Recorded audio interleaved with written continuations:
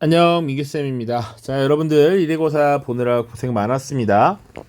자, 문제가 어렵다면 어렵고 또 열심히 공부했다면 또 어렵지 않을 수도 있었습니다. 선생님이 기준에서는 난이도를 나름 조정하려고 많이 노력을 했고요. 좀 지문이나 힌트가 좀 적다 그러면 선지를 조금 쉽게 하려고 했으니까 여러분들이 좀 공부를 잘 해서 좋은 성적을 거뒀으면 좋겠다. 제발 그랬으면 좋겠다. 자, 그리고 이제 쭉 풀이를 할 텐데 여러분들이 복습을 잘 해서 나중에 이제 11월에 또 모의고사가 있으니까요. 모의고사에서도 좋은 성적을 거둘 수 있기를 바라면서 풀이 진행하도록 하겠습니다. 자, 세트형 문항이죠. 선택형 1, 2번입니다. 다음 지도를 보고 물음에 답하시오 라고 되어 있고요. 이 지도상에 그냥 사실 가와 나만 줬을 때는 이게 뭐야 라고 할 수도 있습니다. 지금 잘 보시면 여기 아라비아 반도가 있고요. 그쵸? 여기가 지금 굳이 따지면 대륙상 아프리카가 될 것이고 여기 현재 이집트 지역 정도가 되겠죠. 이걸 다 몰라도 됩니다. 여기 아시아, 이쪽이 이제 유럽이 되겠습니다.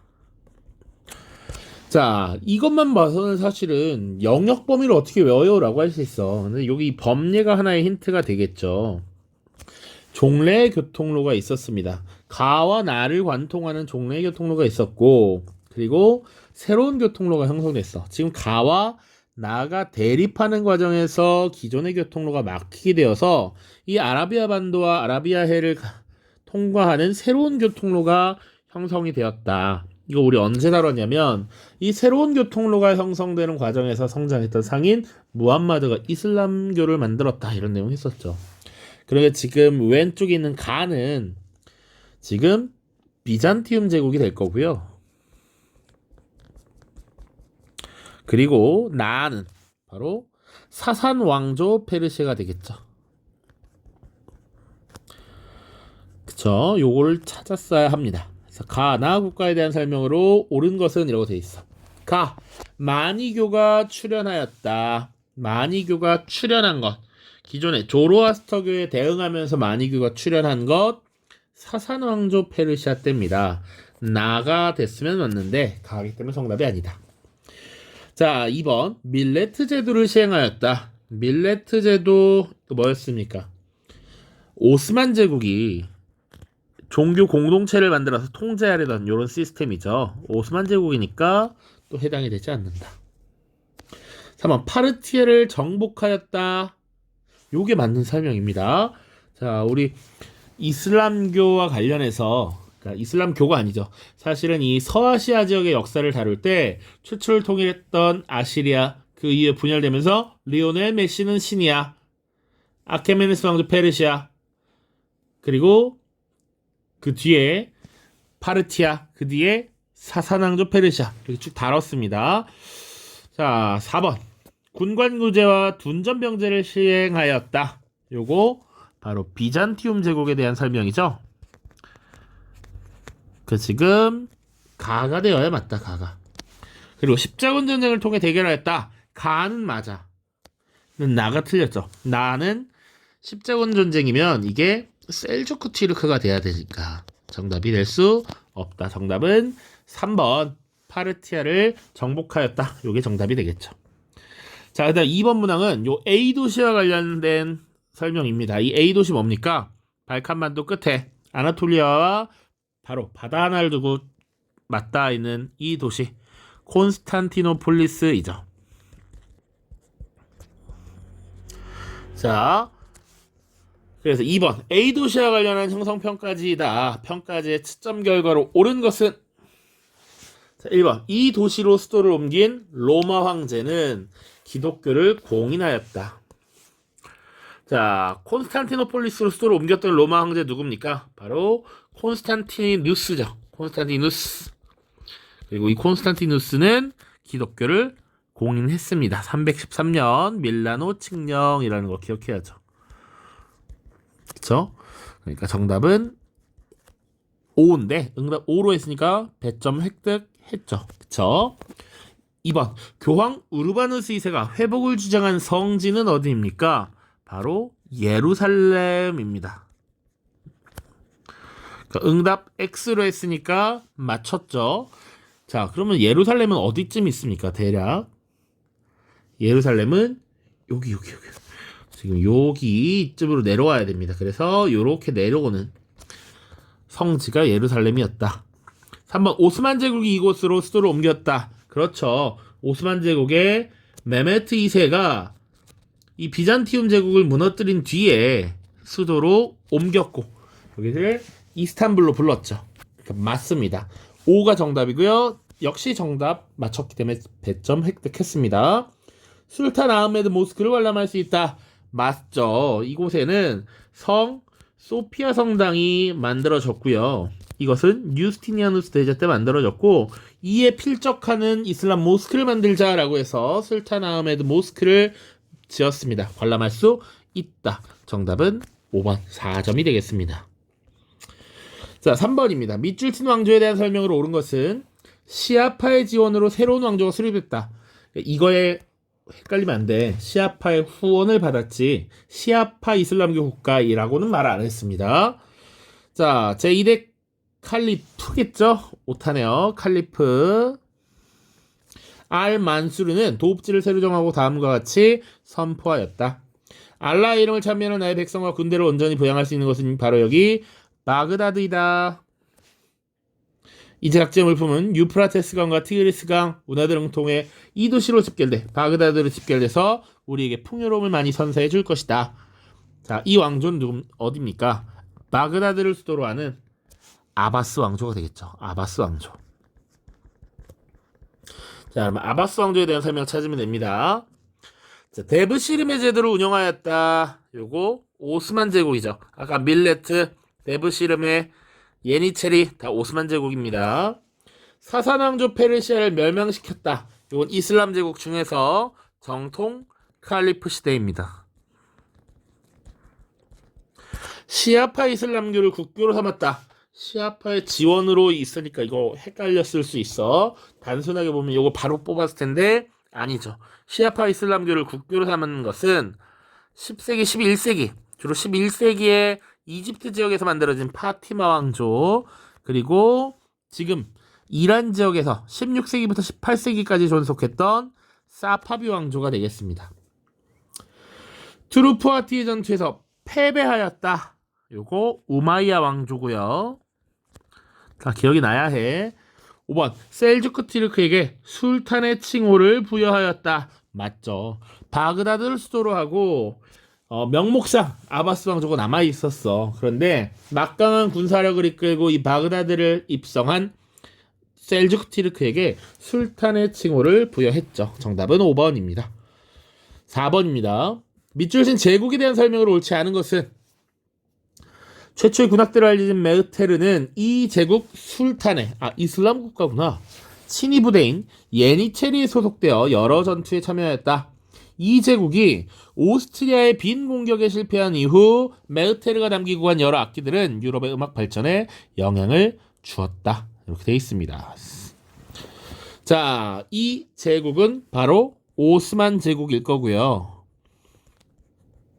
자, 오스만 제국과 관련된 설명을 4개가 그러니까 옳은 것은 4개 찾고요. 옳지 않은 것 골라내야겠죠.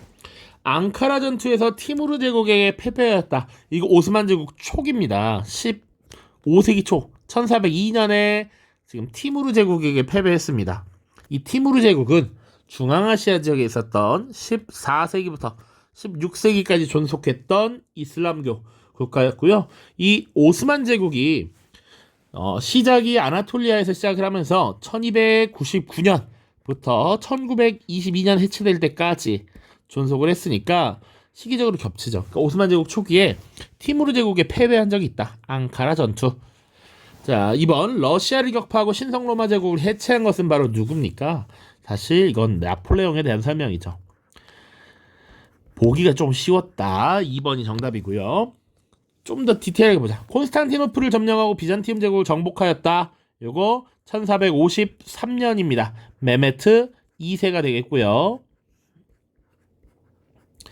이집트와 시리아를 지배하던 맘루크 왕조를 정복하였다. 그러니까 맘루크는 원래 노예 용병을 얘기하는데 당시 이집트 시리아 지역에 이런 용병 노예가 세운 국가가 들어섰죠. 이것을 정복했던 것이 셀림 1세 때입니다. 셀림 1세. 그래서 기억해야 되는 것이 오스만 제국의 3명의 술탄을 잘 기억해야 돼. 메메트 2세, 셀림 1세, 메이, 세릴, 그 다음 술레이만 대제, 술레이만 1세 요 순서대로 전성기를 이끌었던 술탄 3명 기억을 하셔야 된다. 레판토 해전에서 패배함으로써 지중해 제해권을 장악하였다. 이것은 훨씬 뒤입니다. 술레이만 대제 이후에 패배를 하게 됩니다. 정답은 2번이었다. 5번 가나 국가와 관련된 설명을 옳은 것을 보기에서 모두 고른 것은 페르시아에서는 이스마일 1세가 가하 국가를 세웠고요. 가하 국가는 고대 이래 페르시아 군주의 칭호로 쓰인 샤라고 하는 호칭을 사용했고 페르시아인의 부흥에 힘썼습니다. 그리고 시아파 이슬람교를 국교로 정했어.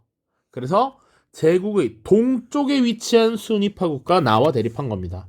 일단 가를 먼저 찾아야 돼. 진짜 열심히 공부해서 암기가 돼 있는 학생들은 이스마일 1세 샤를 사용했다. 혹은 시아파 이슬람교를 국교로 정했다. 라고 하면 사파비 왕조가 되겠죠. 지금의 이란 지역에 해당하니까 페르시아 계통하면 당연히 사파비가 나와야 됩니다. 다른 시아파 이슬람교 국가 파티마 왕조는 페르시아 지역이 아니라 어디였어?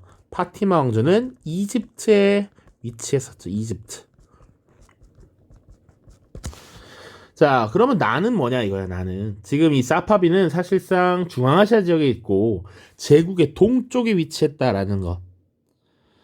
바로 나는 무굴 제국을 의미합니다. 무굴 제국. 요거 일부러 조금 어렵게 내려고 노력을 했습니다. 자, 기억.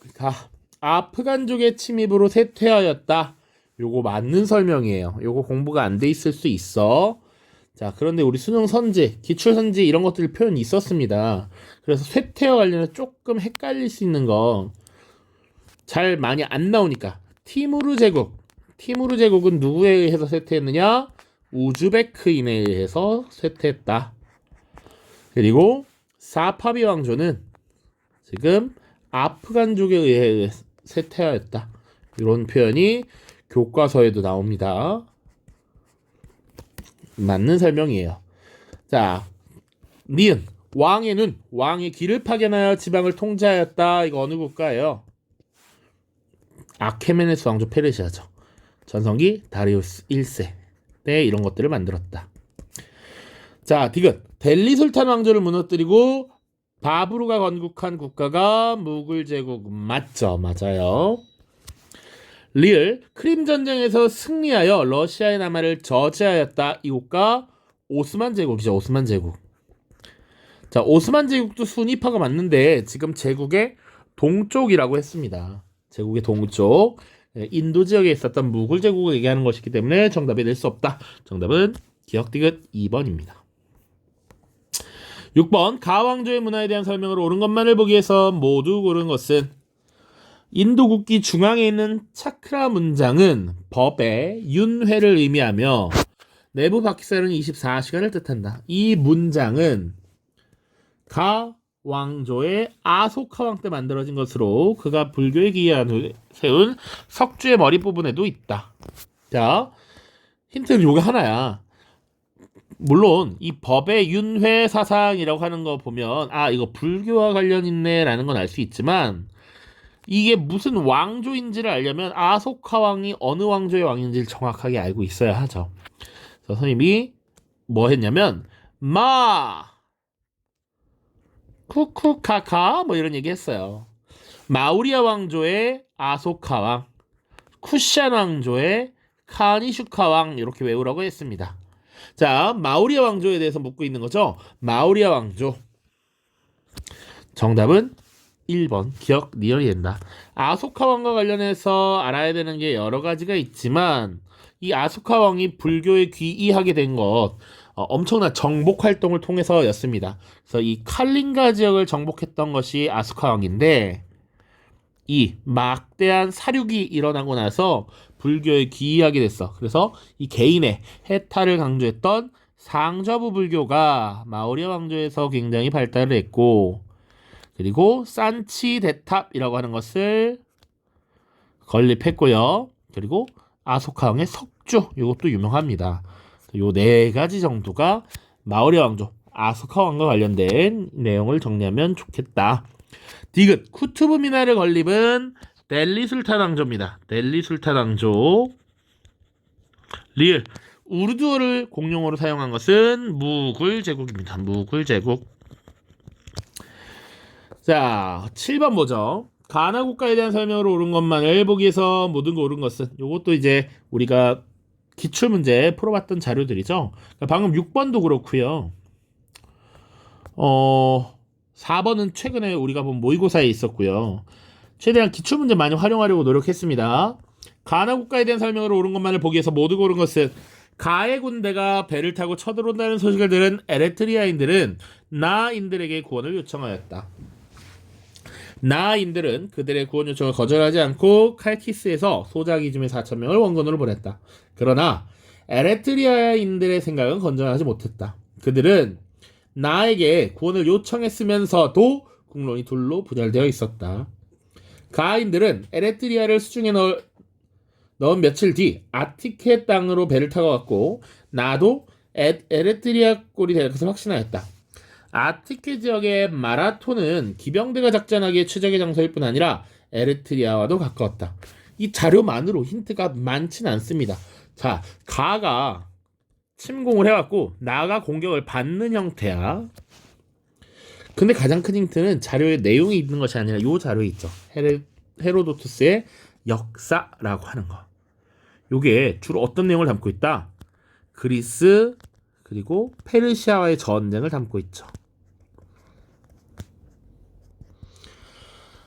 자, 그래서 지금 침략해온 자 바로 페르시아입니다. 가가 아케메네스 왕조 페르시아가 되는 것이고요.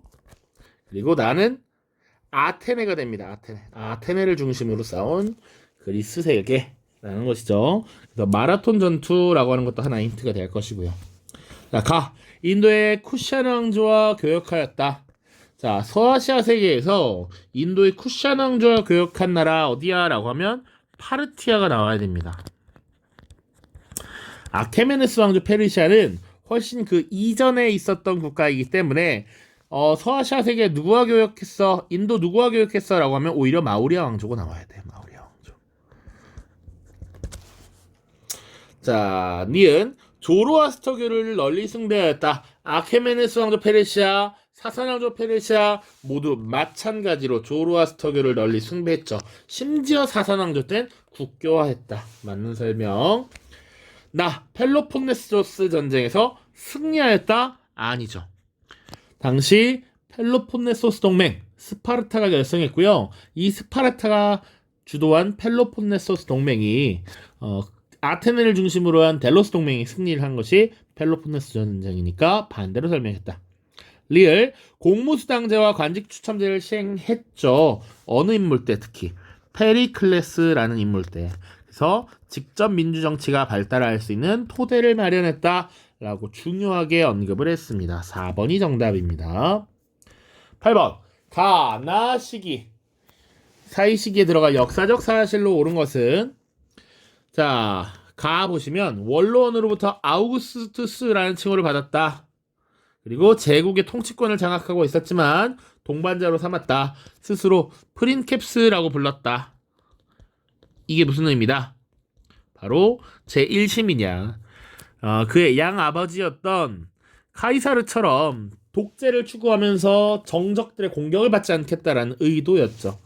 이 가에 들어간 인물은 사실 옥타비아누스가 되겠죠. 그러면 자, 그리고 제국에 당면한 문제를 강력하고 효과적으로 해결하기 시작했다. 그는 크리스트교를 공인하는 한편 니케아 공회를 개최하여 삼일체 논쟁을 종결시켰다. 콘스탄티누스 대세가 되겠죠. 자, 이 시기에 들어가는 겁니다. 사이 시기. 사실상 이 옥타비아누스는 제정의 시작이죠. 제정의 시작. 그리고 중간에 4세기 황제죠. 보겠습니다. 로마 제국이 동서로 분리되었다. 이거 누구에 대한 설명입니까? 테오도시우스죠. 395년에 테오도시우스에 의해서 나뉘었어. 근데 선생님이 황제 재정 설명할 때 옥타비아누스 기억해야 되고요. 뒤에 한참 연속적으로 알아야 될 황제들 디오클레티아누스 대제, 콘스탄티누스 대제, 테오도시우스 대제 3명이었습니다. 요 순서를 외우면 돼. 콘스탄티누스니까 콘스탄티누스 뒤에 요 동서제국 분열이 등장하게 되겠죠. 1번 내용이 아니다. 정답.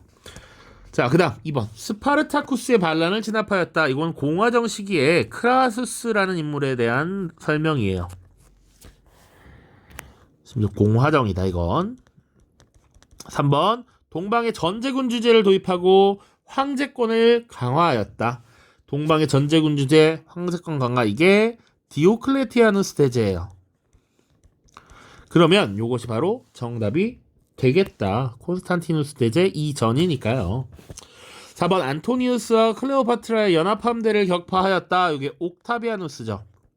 그러니까 이 승리 이후에 사실상 이집트를 개인의 소유로 넣고 로마에 돌아왔을 때 아우구스투스라는 칭호를 받았던 것이죠. 이 전에 해당하니까 정답이 될 수 없다.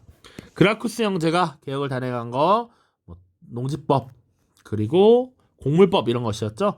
공화정 시기니까 말이 되지 않죠. 이둘이 호민관 출신이었잖아요. 자, 서술형 1번입니다. 밑줄 친 가의 이유를 두 가지 서술하시오라고 돼 있어. 자, 게르만족이 세운 국가 중에서 가장 넓은 영토를 차지하고 오랫동안 번영한 나라는 프랑크 왕국이었다. 그러면 가장 넓은 영토를 차지하고 오랫동안 번영한 이유를 쓰란 얘기죠. 뭡니까? 기본적으로는 본거지를 유지한 채 이동을 최소화함으로써 이동을 최소화하며 영토를 확장했지. 그렇기 때문에 근거지를 크게 이탈하지 않았으니까 밑바탕이 잘 다져져 있으니까 쉽게 번성할 수 있었다. 그리고 이 클로비스라고 하는 인물이 개종을 함으로써 문화적 마찰, 원주민과 문화적 마찰을 피할 수 있었다.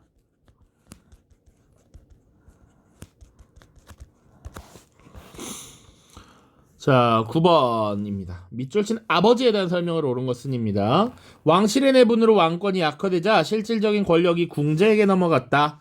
아버지의 뒤를 이어 궁제가 된 그는. 그러니까 이게 약간 말장난 같아서 그렇지만 잘 읽어야 돼요. 여러분들의 독해력이 중요합니다. 실권자가 왕이 되어야 한다는 명분을 내세우며 왕이 올랐다. 이 사람이 궁제였는데 왕이 올랐대. 이 그는 누구예요? 그는 피핀이고요. 아버지의 뒤를 이어 궁제가 됐다라고 했으니까 이 아버지는 피핀의 아버지죠. 그러니까 카롤루스 마르텔이 되어야 합니다. 오케이? 자, 보죠.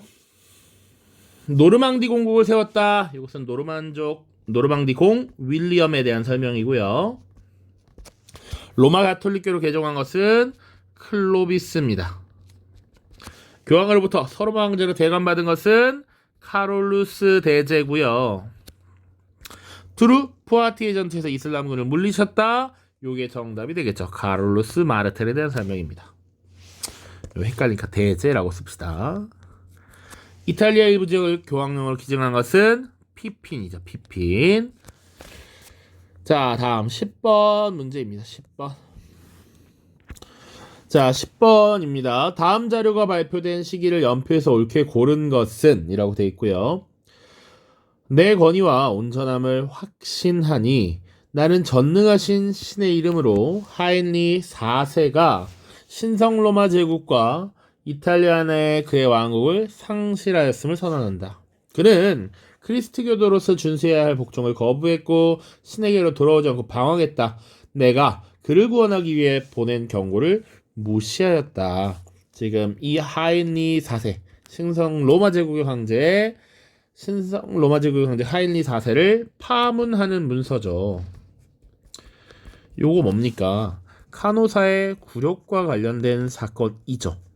그러니까 사실은 성직자에 대한 서임권 문제로 갈등을 벌였고, 여기서 황제가 사실은 교황을 무시한 채로 서임을 하려 했는데, 이 조치가 나타나고 나서 사실상 신성 로마 제국의 황제가 카노사성으로 찾아가서 교황에게 무릎 꿇고 빌었던 이런 사건이죠. 그래서 두 권력의 대립, 그 정점에 있는 카누사의 굴욕이라는 사건이었다. 요게 선생님이 많이 출제가 되었으니 연도를 좀 알고 있는 것이 좋겠다라고 얘기했습니다. 1077년이었습니다. 자, 카페 왕조가 개창된 것은 언제냐라고 하면 보통 10세기입니다. 981년 정도로 봅니다. 자, 윌리엄의 영국 정복, 이거부터 알아야지 이제. 이거 좀 일부러 내가 촘촘하게 넣었는데, 윌리엄, 노르망디공 윌리엄이 바다를 건너서 영국 지역을 정복했던 것, 주요 전투가 헤이스팅스 전투였고요. 그게 1066년이었습니다. 클레르몬 공의회는요, 교황 우르바누스 2세가 십자군 원정을 제창했던 것이죠. 1095년의 일이고요. 보름스 협약이라고 하는 사건은 1122년 서임권 문제를 사실상 종결시킨 거였죠. 교황 칼릭스투스 2세와 하인리 5세 간에 맺어진 약속입니다. 자, 대헌장이라고 하는 것은 1215년 영국의 존 왕 때 채택된 문서이고요. 교황청의 아비뇽 이동, 아비뇽 유수의 시작이죠. 1309가 되겠습니다. 조금 깊이 있게 공부하지 않으면 난이도가 있었다라고 보여질 문제고요. 정답은 나가 되겠습니다. 미술진 이 전쟁에 대한 탐구활동, 이거 보나마나 십자군 전쟁입니다. 십자군 전쟁. 자, 옷에도 십자가가 이렇게 있고요. 그리고 교황께서 다스리는 국가를 건설해야 된다. 우르바누스 2세의 뜻, 이런 것들 나와 있죠. 십자군 전쟁에 대한 설명이다. 요거. 자, 1번 프랑스의 왕위 계승을 둘러싼 분쟁을 조사한다. 뭐 여러 가지가 있을 수 있겠지만 우리가 배운 것들 기반으로 봤을 때 100년 전쟁이 되겠죠. 셀주크 튀르크의 아나톨리아 진출 과정을 조사한다. 자, 이 동방 지역에서 이 서아시아, 중앙아시아 지역으로 진출을 했고, 더군다나 이제 아나톨리아 반도로 진출을 하면서 바다만 건너면 사실 비잔티움의 제국 콘스탄티노폴리스가 눈앞에 보인다는 얘기지. 그러니까 비잔티움 제국의 황제가 도움을 요청했고, 이때 크리스트교 세계가 같이 힘을 합쳐서 이슬람을 막자라고 하는 입장에서 십자군 전쟁이 일어났죠. 그 시작은 우르바누스 2세의 십자군 제창이었다. 클레르몽 공의회라고 하는 사건은 기억해야 되고요. 자, 그 다음 클레르몽 공의회에서 결정된 사항 맞죠? 십자군 전쟁. 그래서 1차 십자군이 떠나가게 됩니다. 다음인 1096년 출발하죠. 리얼 로마 가톨릭과 그리스 정교가 분리된 배경을 조사한다. 요거는 먼 배경으로는 성상 파괴령, 성상 금지령이 있죠. 성상 숭배 금지령 726년에 있었던 것. 그러니까 당시 게르만족 이 유목민들에 대한 교화가 필요했던 서로마 교회에서는 이런 성상이 필요했고, 황제 교황주의를 채택했던 비잔티움에서는 이런 거 만들지 말자라고 했단 말이야. 이런 것들이 갈등이 시작이 되었고, 실질적으로 동서교회가 분열된 것은 1054년인데 교황의 수위권을 두고 이제 논쟁이 벌어집니다.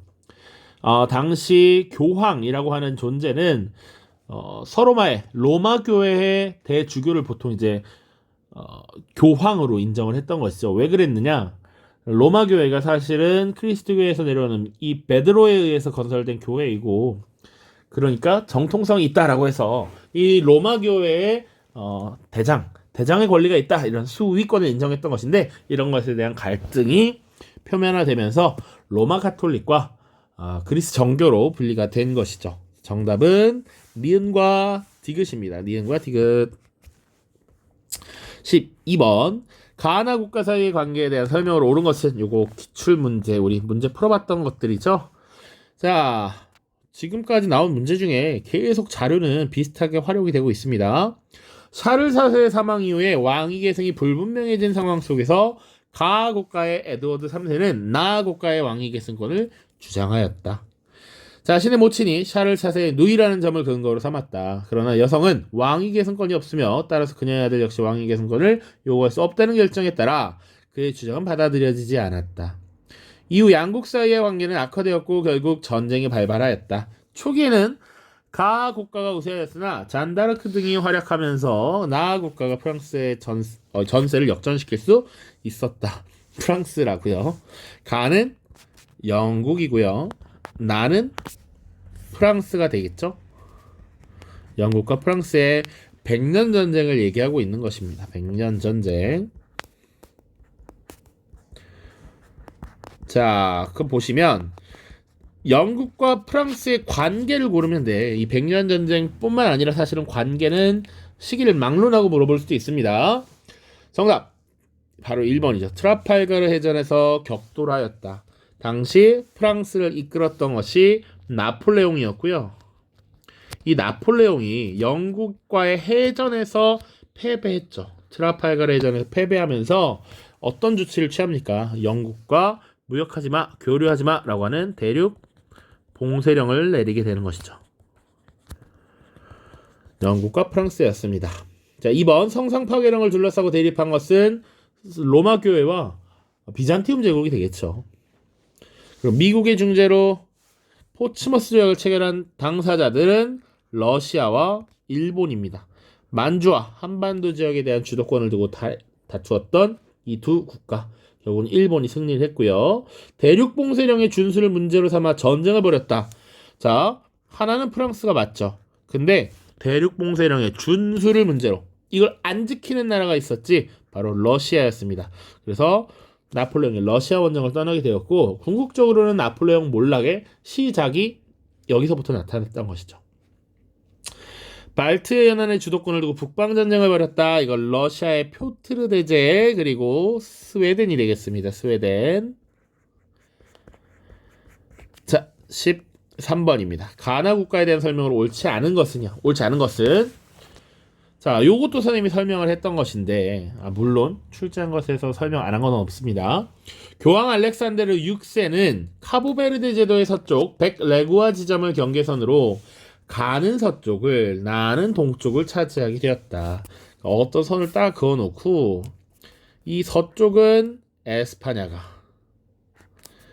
동쪽은 포르투갈이 갖도록 했죠. 그래서 기억나? 이 대륙의 땅덩어리가 요런 식으로 형성되어 있었어. 그래서 특히나 요 지역에 있었던 국가, 한 국가는 이 포르투갈이 갖고 나머지를 에스파냐가 주로 가졌습니다. 그 내용이 나와요. 나아가 불만을 제기하자 약 1년 후 두 나라 대표들이 토르데시아스에서 만나서 경계선을 다시 확정했다. 그게 요런 정도가 됐다라는 얘기고요. 이 조약에 의해서 가는 브라질을 제외한 아메리카 대륙 대부분에 대한 지배권을 확보할 수 있었다. 가가지고 에스파냐, 나는 포르투갈이겠죠. 잉카와 아스테카 제국을 정복하였다. 맞죠? 그래서 아스테카와 잉카, 그래서 아잉, 코피라고 했죠. 피사로와 코르테스가 각각 정복을 했습니다. 마타비아를 거점으로 인도네시아를 지배하였다. 요 선지 자체는 기본적으로 네덜란드에 대한 설명입니다. 네덜란드.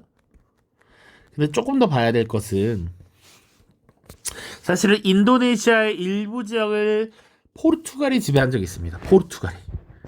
그래서 포르투갈이 먼저 인도네시아를 지배했다가 나중에 네덜란드에게 넘어가고요. 그리고 나중에 또 이것이 영국에게 넘어가고요. 그리고 2차 대전 말기엔 일본이 일시적으로 이 지역을 또 침략하기도 하죠.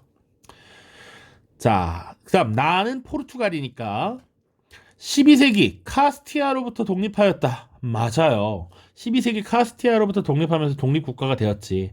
그러니까 이베리아 반도 끝에 보면 이베리아 반도 이렇게 있잖아요.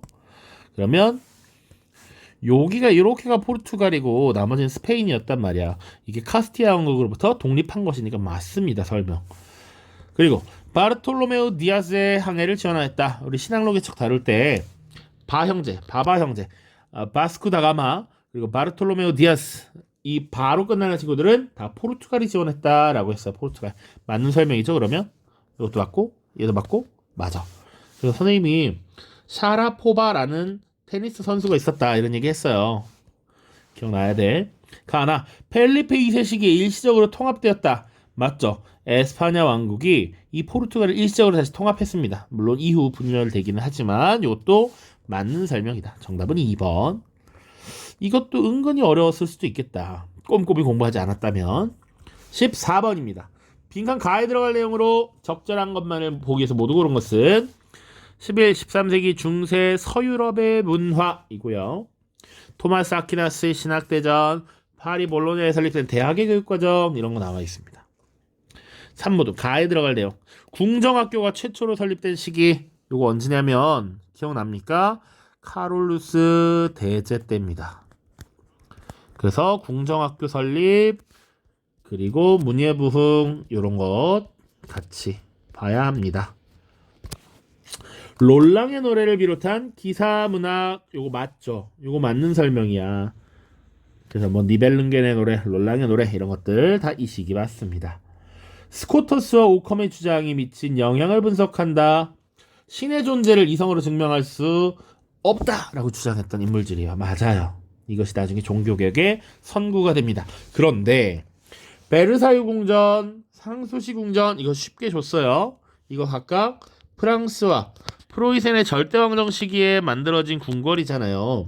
프랑스의 루이 14세 때 확대 증축된 것이고 프로이센의 프리드리히 2세 때 건축이 됐습니다. 각각 17세기와 18세기를 대표하는 건축 양식이니까 여기는 정답이 될 수 없죠. 정답은 니은 디귿이 되겠습니다. 15번이에요. 가나 군주에 대한 설명을 옳은 것은 쌤이 이 문제를 출제할 때 열심히 출제할 때 막 엘리자베스 2세 여왕이 서거를 했습니다. 딱 서거한 지 하루 만에 이거 가지고 뭘 내고 싶다 라고 해서 막 기사를 찾아보다가 요런 아이디어가 떠올라서 자 엘리자베스 2세 영국 여왕이 서거했습니다. 지난 8일 서거한 영국 엘리자베스 2세 여왕은 70년의 재위기간 동안 여러 방면에서 기록을 남겼습니다. 자 역사적으로 엘리자베스 2세 여왕만큼 장기 집권한 군주로는 1643년부터 1715년까지 72년간 통치한 프랑스의 절대왕정 시기를 이끈 가가 있고요.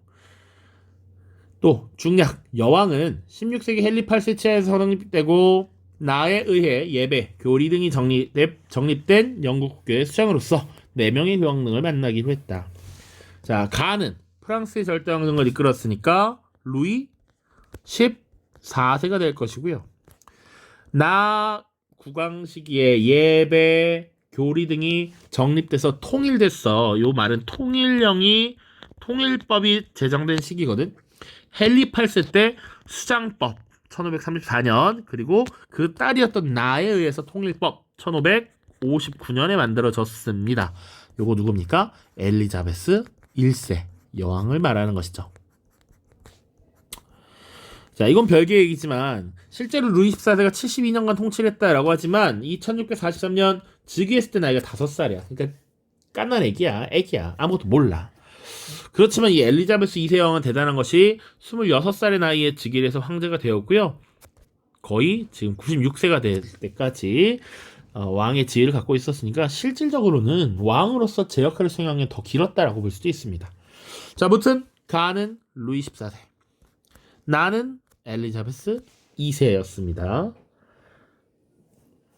가, 낭트 칙령을 반포하였다. 요거 앙리 4세고요. 루이 14세와 관련된 설명으로 고치면 낭트 칙령을 폐지하였다 이렇게 하면 됩니다. 퐁텐블로 칙령이라고 했어요. 2번 상수시 궁전을 건설하였다. 이것은 프로이센의 국왕이었던 프리드리히 2세였죠. 자, 나 동인도회사를 설립하여 국외 시장을 개척하였다. 1600년에 있었던 일 맞습니다. 요게 정답이고요. 극단적인 가톨릭 강요 정책으로 네덜란드의 독립을 초래했던 것은 에스파냐의 절대군주 펠리페 2세였습니다. 펠리페 2세. 항구 도신 칼레에서 해전을 벌였다. 이것은 펠리페 2세와 에스파냐의 펠리페 2세와 영국의 엘리자베스 1세였습니다. 엘리자베스 1세는 맞았는데 펠리페 2세가 틀려버렸다.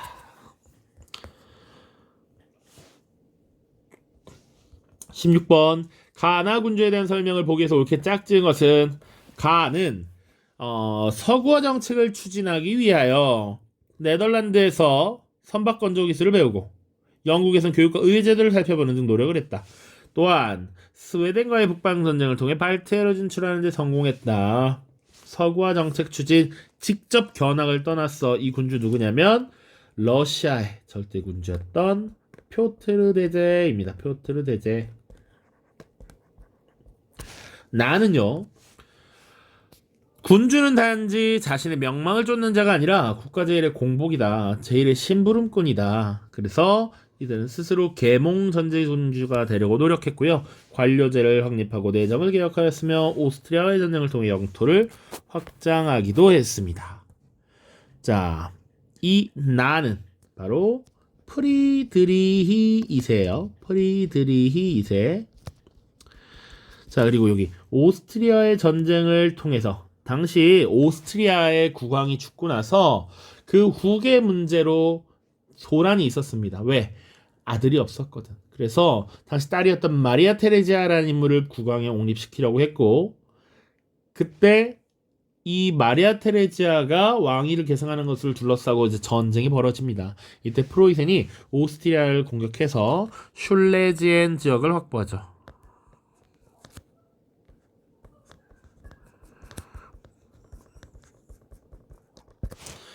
자, 기억입니다. 기억. 상트페테르부르크를 수도로 삼았다. 맞죠? 이거 표트르 대제 때 일입니다. 가에 해당하고요. 청해 강의제와 네르친스크 조약을 체결했다. 이것도 표트르 대제입니다. 당연히 두 개는 나에 대한 설명이 될 것이다. 계몽전제 군주를 자처했다. 볼테리아 교류했다. 오스트리아의 전쟁을 통해서 슐레지엔을 차지하였다. 뭐 이런 내용들이죠. 정답은 1번이 되겠네요. 자, 17번입니다. 17번.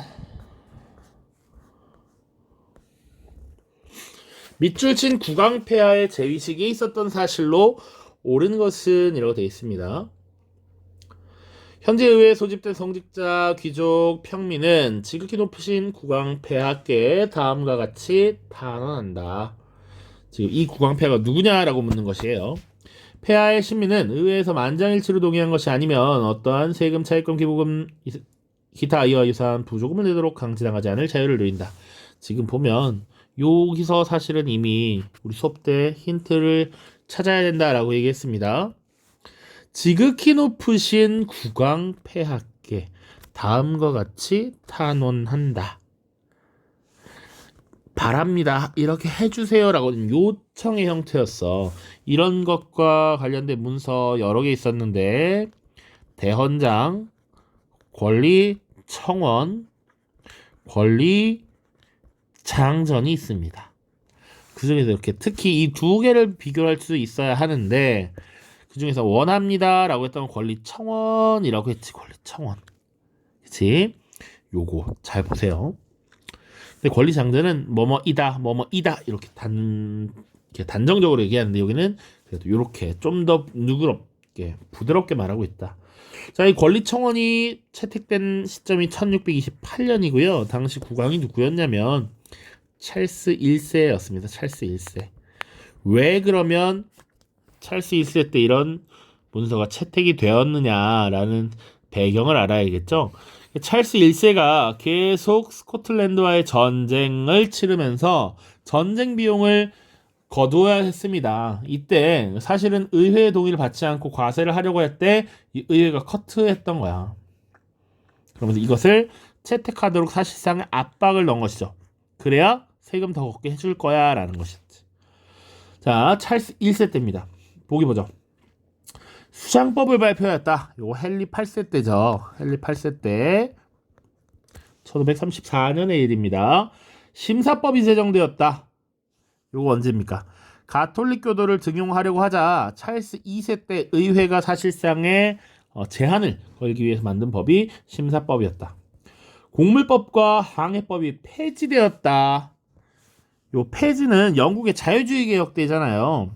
각각 1846년과 49년이야. 40년대인데 이때 국왕이 누구냐면 엘리자베스 2세 여왕의 할머니 빅토리아 여왕 때입니다. 빅토리아 여왕. 왕당파와 의회파 사이에 내전이 발생하였다. 요게 정답이 되겠죠. 요것이 청교도 혁명으로 이어진 거잖아. 이 이후에 왕당파 의회파 사이에 내전 발생. 이거 스토리 잘 알고 있느냐 묻는 거예요. 스코틀랜드를 병합하고 대영 제국을 수립하였다. 요것은 1707년의 일이고 저거죠. 앤 여왕 때죠. 앤 여왕. 자, 내전 발생 90대쯤 1642년 찰스 1세 때다. 18번입니다. AB가 발생한 시기를 연표해서 옳게 짝진 것은 선생님 갑자기 선생님 수업 준비하면서 이 달러를 보다가 갑자기 생각이 나서 좀 넣어봤습니다. 화폐로 보는 미국의 역사. 여러분들 화폐를 자세히 본 적 있나요? 선생님이 사실은 이번 학기에 제대로 봤습니다. 1달러의 앞면을 보시면 미국의 초대 대통령으로 당선된 조지 워싱턴이 있어요. 그러니까 최초의 대통령이 당선된 시기 언제냐 골라라는 얘기고 2달러 우리 행운을 가져다 준다라고 하죠. 2달러의 뒷면을 보시면 The United States of America라고 해서 미합중국이 만들어지는 과정에서 있었던 대륙회의 그리고 이 대륙회의에서 독립선언서가 작성되는 장면을 지금 나타내고 있습니다. 독립선언서 작성 이거 언제인지 알고 있느냐 물어본 거예요. 초대 대통령으로 당선된 조지 워싱턴 1789년이고요. 독립선언서 작성 2차 대륙회의 중 1776년 7월 4일입니다. 자, 그래서 연표에서 골라야 하는데 나름 촘촘하게 넣어놔서 까다로웠을 수 있습니다. 보스턴 차 사건 1773년의 일이고요. 1차 대륙회의가 필라델피아에서 74년에 있었고 최초의 충돌 렉싱턴 콩코드 전투 75년 이때 이제 2차 대륙회의도 개최됩니다. 요크타운 전투 1781년이죠. 외국군의 지원을 받아서 사실상 승기를 잡은 전투였다. 그리고 독립이 승인된 것이 1783년이고요. 멀로 선언은 훨씬 뒤인 1823년입니다. 그래서 각각 어디 들어가는지 찾으면 되겠죠? 1789년 여기 들어갈 것이고요. 1776년은 여기 들어가겠죠. 그러니까 A는 마, B는 다가 되겠습니다. 정답 5번이 되겠네요. 가나사이 시기에 있었던 사실로 옳은 것은 자, 가문서를 보시면 인간은 자유롭게 그리고 평등한 권리를 가지고 태어났다. 모든 정치적 결사의 목적은 자유 소유 안전 그리고 압제에 대한 저항이라는 그 무엇도 침해할 수 없는 인간의 자연권을 보존하는 데 있다. 그리고 17조의 소유권은 이라고 돼 있어요. 사실상 천부인권, 자연권에 대한 얘기, 소유권에 대한 얘기 이거 프랑스 혁명 당시에 쓰여진 인간과 시민의 권리 선언입니다. 언제 발표됐냐면 1789년에 발표되었는데 특히 8월에 발표가 되었습니다. 8월 법령이라고 하는 봉건제 폐지 선언이 들어있었던 8월 법령 발표 이후에 바로 직후에 나왔던 것입니다. 나는 어떤 상황을 설명하고 있는지 봅시다. 자코뱅이 주도한 의회에서는 루이 16세의 사형을 결정하였다. 루이 16세의 처형 소식이 전해지자 프랑스에서 벌어지고 있는 혁명의 분위기가 확산될 것을 우려한 주변 국가들은 대프랑스 동맹을 결성하였다.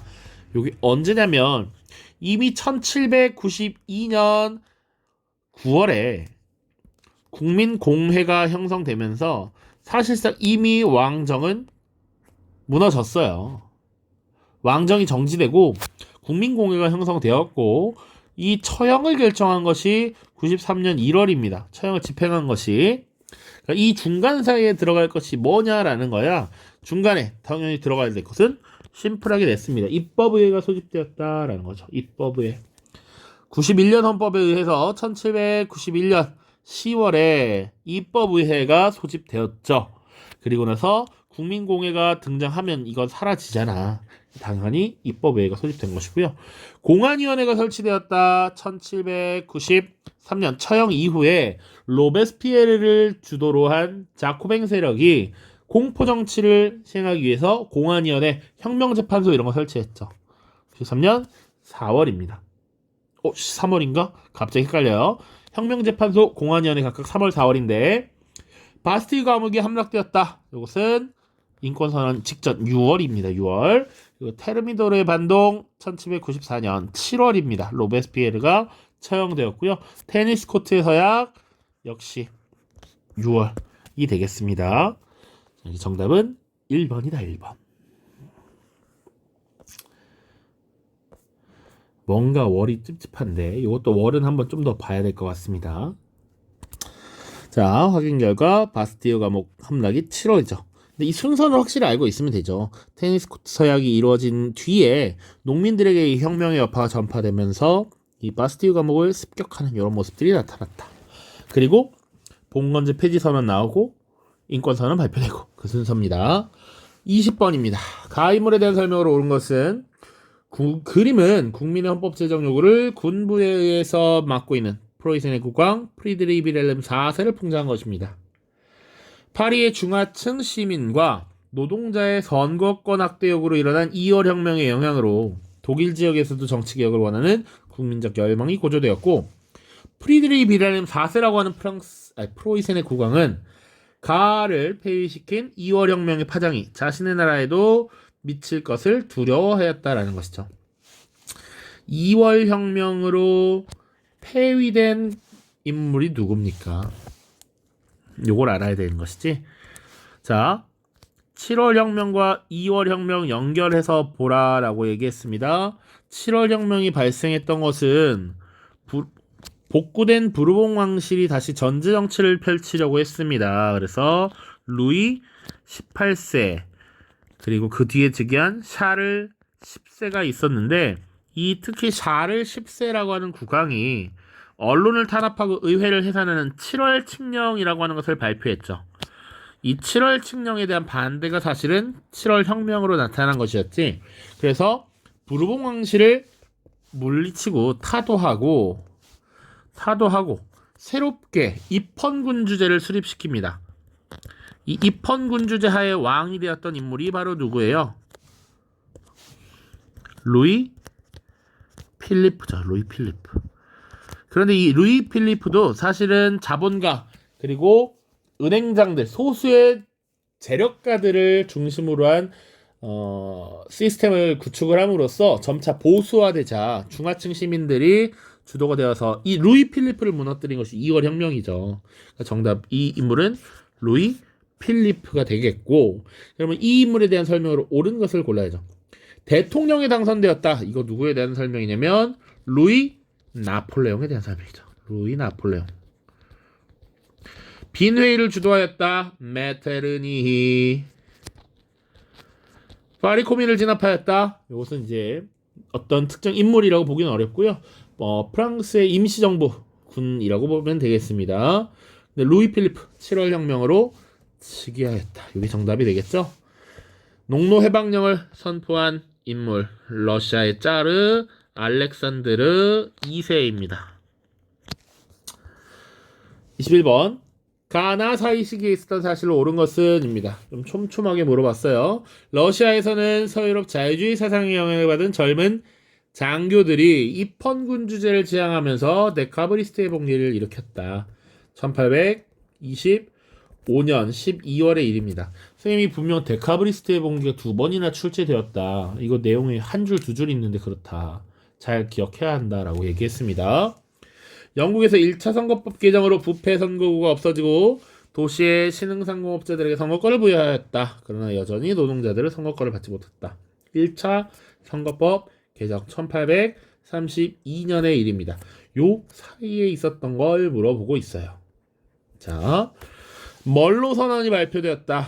미국의 대통령이었던 멀로가 유럽은 더 이상 아메리카의 일에 간섭하지 말아라 라고 발표했던 외교 선언이죠. 1823년의 일이었습니다. 그 다음 크로메리 호국경에 취임한 것은 영국혁명기 1653년이었고요. 나폴레옹 3세가 황제를 즉위한 거. 루이 나폴레옹이 대통령에 당선된 이후 4년 뒤인 1852년에 스스로 황제의 자리에 오르게 되죠. 프로이센 중심의 관세 동맹이 결성된 거 1834년이고요. 그리스가 오스만 제국으로부터 독립한 것이 1829년이 되겠습니다. 5번이 정답이고요. 22번. 세계사 포트폴리오의 일부이다. 선생님이 나름 문제를 어렵게 내고 싶어서 노력을 많이 했는데 결국은 좀 쉬워진 문제이지만 한번 보죠. 가라 국가 간의 관계에 대한 설명 중 옳은 것을 보기 위해서 있는 대로 고른 것은 가 국가의 자유주의 개혁이라고 되어 있고요. 의회 주도의 점진적 자유주의 개혁, 그래서 종교적 자유를 부여한 가톨릭 해방법 제정, 1차 선거법 개정에서 신흥 상공업자들에게 선거권을 부여했죠. 이 나라는 어디입니까? 가는 영국이야, 영국. 자, 2번 이탈리아의 통일 사르데냐 재상 카보우르의 활약이 있었고요. 이탈리아 지역, 특히 이탈리아 북부 지역에 끊임없이 간섭하고 개입했던 나라가 있어. 이 나라를 물리쳐야 해. 바로 나는 오스트리아이고요. 이 오스트리아 세력을 약화시키기 위해서 사실 이 나라가 지원을 해줬습니다. 바로 나는 프랑스가 되겠습니다. 그래서 중북부 이탈리아를 병합했고요. 사실 남부 지역은 가리발디가 점령을 해서 나를 바쳤죠. 자, 독일의 통일 보시면 라 프로이센 중심의 통일이 이루어졌다라는 것이죠. 비스마르크 정책 봤었습니다. 자, 그래서 이제 국가 간의 관계를 보는 거라서 조금 까다로울 수 있어요. 기억입니다. 가와 나는 빈 체제 유지를 위한 신성동맹의 소속국이다. 신성동맹이라고 하면 빈 체제 유지를 위한 오스트리아 중심, 그리고 프로이센, 그리고 러시아가 중심이 되는 것이죠. 자, 여기에 사실은 영국이 추가됨으로써 사국동맹이 이루어지지. 사국동맹. 그러니까 영국과 오스트리아를 물어보고 있으니까 신성동맹의 소속국이다 그러면 틀린 설명입니다. 사국동맹의 소속국이다 이러면 맞아요. 자, 니은 나와 라는 러시아와 함께 폴란드를 분할 점령하였다. 오스트리아와 프로이센이 러시아와 함께 폴란드를 분할 점령한 것 맞죠? 맞아요. 폴란드를 분할 점령했습니다. 다는 지금 프랑스는 영국을 견제하기 위해서 미국 독립혁명을 지원하였습니다. 맞죠? 그래서 영국이 영국이 세력 약화되기를 기대하면서 프랑스가 미국의 독립혁명을 지원했다. 맞고요. 라는 프로이센은 프랑스와의 전쟁에서 승리하고 통일을 완수하였다. 그러면 맞는 설명이 되겠죠. 정답은 니은 디귿 리을입니다. 다음 23번. 밑줄 친 새로운 대통령에 대한 설명으로 옳은 것은, 자, 남북전쟁은 이게 제일 쉬운 문제. 새로운 대통령이 당선되자 남부의 여러 주가 연방에서 탈퇴하면서 발생했다. 이 새로운 대통령 누구예요? 에이브럼 링컨이 되겠죠. 링컨. 링컨에 대한 설명 옳은 것은 정답 1번 노예해방선언을 발표하였다. 자, 나머지 볼게요. 독립선언서의 초안을 작성하였다. 되게 다양한 인물들이 있는데요. 대표적인 인물이 존 애덤스라는 인물입니다. 미국의 조지 워싱턴의 뒤를 이어서 대통령이 된 인물이고요. 또 뭐 토마스 제퍼슨도 있고요. 뭐 여러 인물들이 있는데 갑자기 또 생각이 안 나네요. 대표적인 인물은 존 애덤스입니다. 비국교대회도 공직을 허용하였다. 이것은 심사법의 폐지를 말하는 것이죠. 심사법의 폐지가 언제 이루어졌냐라고 했을 때 1846년이었고 아까도 언급했었는데 빅토리아 여왕입니다. 자, 정답이 아니니까 빅토리아 여왕 여기. 4번 아메리카에 대한 유럽의 불간섭 주장한 것 제임스 멀로가 되겠고요. 최고 가격제를 도입하여 물가 상승을 제한하려 했던 것은 프랑스 혁명 시기 자코벤, 로베스피에르 같은 인물들이 되겠습니다. 24번입니다. 교사의 질문 대해 학생의 답변 중 옳은 것만을 보기 위해서 모두 옳은 것은 이 자료 어디서 많이 봤죠? 산업혁명 시기 문제를 해결하기 위한 대안이었다. 중상주의 정책 아니지. 의회가 공물법을 제정했어. 공물법 제정은 어떤 문제라고 했습니까? 사실은 산업혁명 시기에 이 자본가들의 이익을 극대화하고 무역에서 우위를 점하기 위해 한 거라고 했어. 정답이 아닙니다. 자연스럽게 정답이 리을이 되겠죠. 공장법을 개정해서 노동자들의 노동 조건을 개선하기 위한 여러 가지 노력을 했고요. 노동자들이 그들의 권익을 지키기 위해서 노동조합을 결성했고요. 하필이면 가장자는 유진과 원영이 정답이네요. 자, 25번입니다. 선택형 마지막이죠. 다음의 역사적 사실을 순서에 맞게 나열한 것은 이래서 종교개혁, 종교전쟁과 관련된 주제를 설정을 했습니다. 1번 아우구스부르크에 의해서 루터파가 공인된 것이 언제냐면 1555년이고요. 헨리 8세가 수장령 선포한 건 1534년입니다. 앙리 4세가 위그노에게 신앙의 자유를 인정한 낭트 칙령 1598년이고요. 트리엔트 공의회가 개최돼서 교황의 권위가 재확인되었다. 1545년의 일입니다. 이것은 이제 종교개혁에 대응해서 가톨릭 세계가 어떻게 할 것인지, 그리고 교황의 권위를 재확인하고 이단들을 처형하고 이런 모습들이 있었죠. 자, 교황의 권위 재확인, 그리고 나중에 예수회가 설립되기도 하고요. 이 순서를 정하면 어떻게 됩니까? 1번, 2번, 3번, 4번이 되겠죠. 날아가다 2번입니다. 자, 간혹 트렌트 공의회 하면 45년부터 1563년까지인데요 라고 할 수 있는데 개최되었다 라고 되어 있습니다. 더 이상 물어볼 것이 없다. 서술형 2번입니다. 가를 설명하는 이론의 명칭을 쓰고 나의 명칭과 이것을 주장한 사상가의 이름을 쓰시오.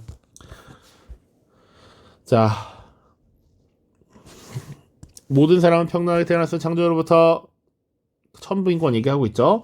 이 권리를 지키기 위해서 사람들은 정부를 만들었대. 사람들이 만든 이유가 있어. 이 권리를 지키기 위한 일종의 계약이란 얘기야. 선생님 그냥 사회계약설, 사회계약론 이런 것들을 얘기하기 위해서 밑줄을 그어봤습니다. 그리고 나의 명칭을 찾아봅시다. 어떠한 형태의 정부이든 자연권, 천부인권 이런 것들을 지키지 못한다면 사람들은 그 정부의 형태를 바꾸거나 폐지할 수 있다. 저항권 얘기하고 싶었고요. 수업 때 엄청 얘기 많이 했습니다. 이것을 주장한 인물 누굽니까? 로크가 되겠죠. 로크. 요것을 잘 풀어서 쓰시면 되겠습니다. 무려 해설을 찍는데 1시간 2분이나 걸렸어요. 여러분들 정답지를 따로 안 주고 싶을 정도다. 내가 열심히 했으니까 이거 보라고. 자, 물론 정답은 또 올려놓을 거고요. 어렵다면 어렵고 쉽다면 쉬운 문제니까요. 열심히 공부한 만큼 성과를 꼭 얻었길 바랍니다. 알겠죠? 모두 고생 많았고요. 수업 시간에 다시 만나도록 하겠습니다. 결과에 너무 슬퍼하지 않길 바래요. 여러분들 충분히 노력했으면 그것으로 이미 성공한 것입니다. 모두 고생 많았습니다. 안녕.